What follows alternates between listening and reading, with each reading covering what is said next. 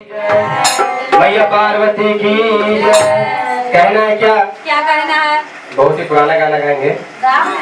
कि भांगड़ भोला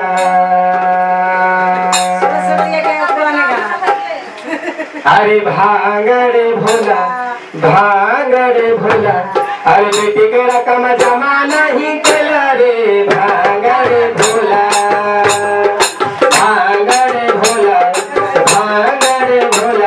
बेटी के रकम जमा नहीं कला रे भांगड़ भोला कहीं जे लगे भोला जगत के बोला अरे जगत के बोला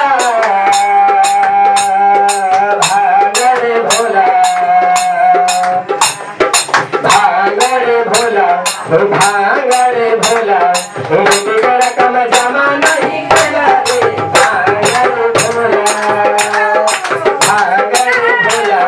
भांगड़ भोला बेटी के रकम जमा नहीं कला रे भांगड़ भोला लाल साड़िया गौरा के लाले रे सिंगार लाल साड़िया गौरा के लाले रे सिंगार गौरा के लाले रे सिंगार ये भोला के गौरा के मोहानी मोरतिया भोला के दिला ले जाए गौरा के मोहानी मोरतिया भोला के दिला ले जाए गौरा के मोहानी मोरतिया भोला के दिला ले जाए। कहे के बाद जैसे गिरे बेल पता घुरी गिरी रहना जैसे गिरे बेल पता घुरी गिरी रहना वैसे हमारा भोले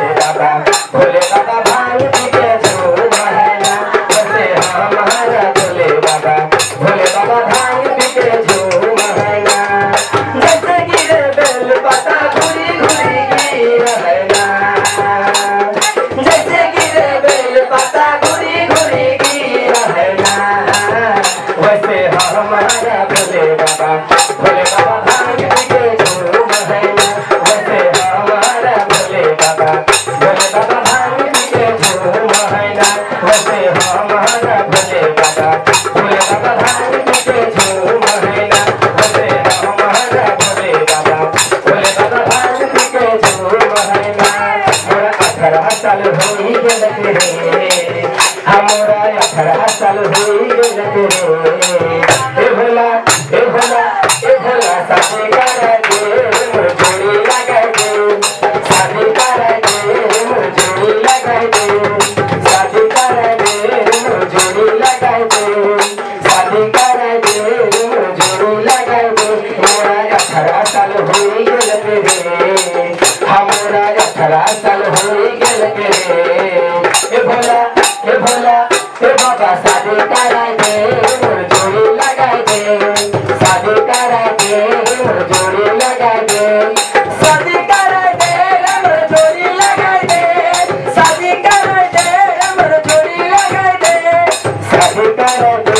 मोर जोड़ी लगा दे शादी करा दे मोर जोड़ी लगा दे शादी करा दे मोर जोड़ी लगा दे शादी करा दे मोर जोड़ी